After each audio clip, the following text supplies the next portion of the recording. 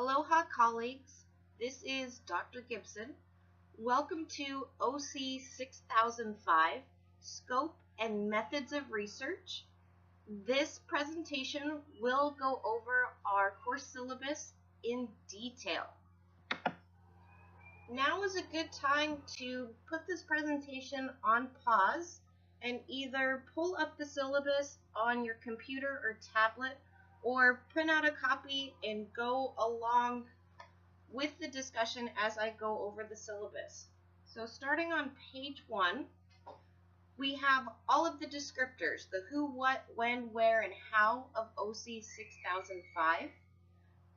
Also, before we get started, I'd like to tell you that those students that are taking the face-to-face section will have a library orientation in class.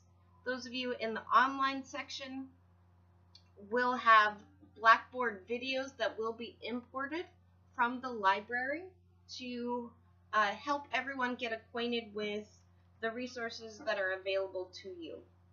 So you'll notice on page 1 that there are some items in red.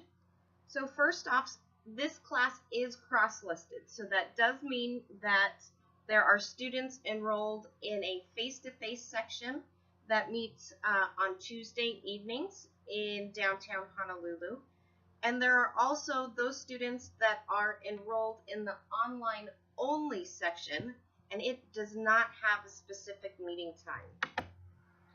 So just to clarify, OC 6005-A is for the face-to-face students only, and OC 6005-EO is for online students only. At this time, I'd like to go over how our cross-listed course will work and what that really means.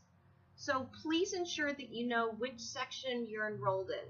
So if you're in the face-to-face section, you're in the -A course, and if you're in the online section, you're in the -EO section.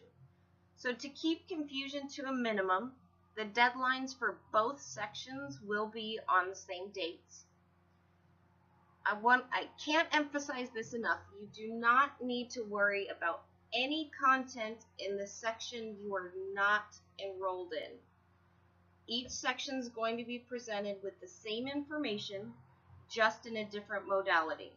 So I'd like to stress that both course sections have the same reading assignments, the same actual assignments, exams, the same course expectations, etc. So one modality is not easier or harder than the other.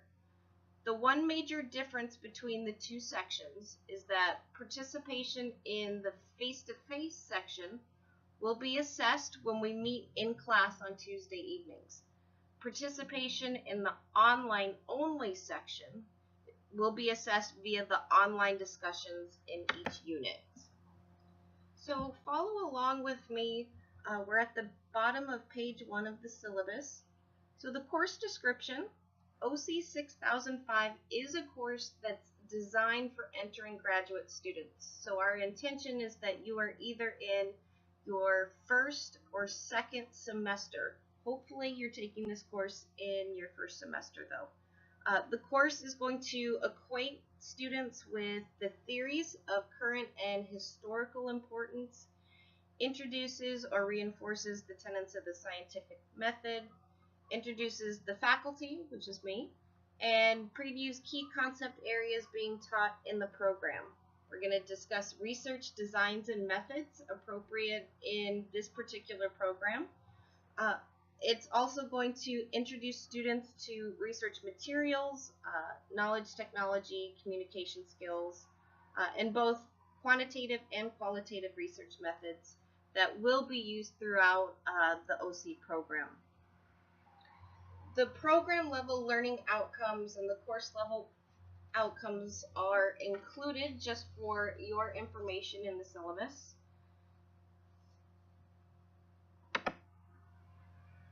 We do have 3 required textbooks for this course. The first one is Participatory Action Research, It's a fairly small book. Mine's in a paperback version. The next book is Measuring the Success of Organizational Development, a step-by-step guide for measuring impact and calculating return on investment. The third one is Qualitative Content Analysis in Practice.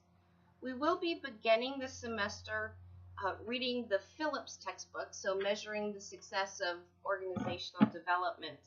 That's the one textbook that you really do need access to on the very first day of class. The other two, if you want to order those online, and if they're not here within the first week or two, you will be okay. However, all three textbooks are required for this course. I know a lot of students rent their textbooks. These are texts that I think you should consider actually purchasing. You will be referring to these throughout your program, and they will be extremely helpful in the capstone course where you're writing your professional paper. So OC 6005 is divided into 5 separate units. Each unit is 3 weeks long. Information pertinent to both the face-to-face and online sections will be immediately visible on the unit level page. So for example, there will be a link to the syllabus quiz, assignment drop boxes, and things like that that both sections will be using. And again, those will be visible on the unit level page. At the bottom of the unit page, there are content folders that are created for each section. So OC 6005-A, you're still going to have deliverables and deadlines listed, but it's not going to contain a lot of information. And the reason is we will be going over all of those materials in class. For OC 6005-EO, so the online section, we will have a plethora of information, including weekly video updates by the instructor, film clips, websites, etc., so that the online section will be exposed to the same materials as the face-to-face section. Again, I do want to emphasize that you do not need to worry about if you're following along with me in the other section. The syllabus. We are on page 3, and my overall expectations on your deliverables is that it is at the graduate level of work. So your papers and your discussions, whether you're in the face-to-face or online section, should reflect analysis, synthesis, and evaluation of course knowledge. All your assignments should be free of spelling mistakes, typos, and have a professional appearance. All written deliverables should follow the APA manuscript style. This is the accepted format for all business disciplines. In the syllabus, I included a website link to Purdue University's online writing lab. It gives a very detailed explanation of the APA format, as well as excellent examples on reference styles. So, moving to the midterm and final exams, the face-to-face section will take the midterm in class, while the online section obviously will take it online, but you will have to complete it in one sitting. The final exams will be a take-home exam. In participation, it is a large portion of your overall grade. For the face-to-face section, I will be evaluating the quality of your contributions to class. In the online section, I will be assessing the quality of your comments in each online discussion seminar. I will be using the same grading rubric to assess participation, and those rubrics are included in the syllabus for your review. One of the things that was very frustrating for me as a graduate student is not always understanding how my work would be evaluated. So you can look through those rubrics to look at the specific items, the specific qualities that will be included in your assignment, so I'm checking to see if it's there. I'm checking to see if it's at the graduate level. We will be doing a research proposal paper in this course. It is worth 200 points. We will discuss this later on in the semester, and I will provide you with a grading rubric later on, but I promise that it will be available for your review well in advance before the due date. The proposal presentation, each student will be giving a 20-minute long presentation on their research proposal. The face-to-face students, we will do that in class, and the online students, you will be still doing a PowerPoint presentation, but you will add the voice annotation like I'm doing right now. If you're following along in the syllabus, I'm on page 9 at this point, and I would like to take a look at the grade distribution chart. This chart shows you the exact assignments that will be graded, the points possible for each assignment, as well as the approximate percentage value of how it comprises into the overall picture of your final grade for the course. I find it's helpful that students understand the weight of these assignments so they can see how it would affect their overall grade. The grading scale located right underneath it, this is the same grading scale that is used in all the HPU MBA classes. Recently the OC program adopted the same grading scale. So I would like to point out to you that we do use the plus and minus system for letter grades. And if you look at the chart, notice that a 90 to a 92% is an A minus. So you would need a 93% or higher to earn an A in this course. Right underneath this chart, and I just flipped the page to page 10, you need to be aware that I do not round grades. So if your final grade is a 92.999%, it will still be considered an A minus. Hopefully, no one will have to utilize any of the following policies, but I've included information on withdrawal and incomplete procedures. These are the procedures that are outlined in your student handbook, but I've included them here for your convenience.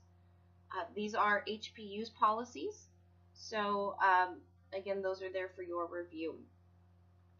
Deadlines and late assignments. Okay, so deliverables are due by 11:55 p.m. Hawaii Standard Time on the deadline day. So if you turn in an assignment after 11:55 p.m., and yes, that does include 11:56 p.m., a penalty of 1 letter grade will be assigned for every day or 24-hour period that it is late. I understand that this is graduate school. I understand that the majority of you are working professionals, have families, and I understand that things happen. So you can turn in an assignment up to 5 days late, but please know that there is a consequence that goes along with that. So I want to make sure that everyone is aware of that particular policy. So assignments more than 5 days late will not be accepted for credit. The next portion of our syllabus outlines the schedule. So the online section, the specific items that pertain to you are in red. The only thing that is included in red that differs from the face-to-face section are the dates of our online discussions. So all the other readings, all the other assignments, everything else is the same. Just it outlines when the online discussion will begin. So those discussions will last for 1 week. So it's not like the discussion goes from now until the end of the semester. There are specific weeks that we will be participating in online discussions. We are now on page 12 of the syllabus, and we're looking at the course norms section. So just a brief summary, you do need to have the textbooks if you're going to be successful in this course. You don't have to purchase them or you don't have to rent them, but you need to have access to them in some way or another. You have to be prepared for the assignments. That means reading all the material, taking notes, and trying to learn it. Keep a list of questions that may arise. If you don't understand something, please ask. There is nothing more frustrating as a student to not understand what you're supposed to be doing, or if you're confused with the material. So again, please make sure that you contact me if you have any confusion. Please be respectful, open-minded, and constructive, both in the online discussions or our class discussions, depending on which section you're in. Please note that arguing for the sake of arguing is not productive. It doesn't help the discussion in any way. So as you formulate your comments, please add value to the readings and class discussions. And the last point, this is a participative class, and I do expect that each and every student will participate. Again, the participation aspect of your grade is significant, so make sure that you are participating in class. The next section outlines the academic integrity statement. This is HPU's policy on cheating and plagiarism. I have included the website link in the syllabus that will take you directly to the HPU academic integrity statement. Please make sure that you read through this. We will be taking a syllabus quiz, and there will be questions relating to this integrity statement in there. Also, please note that I use the SafeAssign plagiarism detection program in Blackboard. So what that means is every assignment that's turned in to me via Blackboard will be archived and saved for future semesters and years, but it also cross-references the worldwide interweb for work that is too similar for coincidence.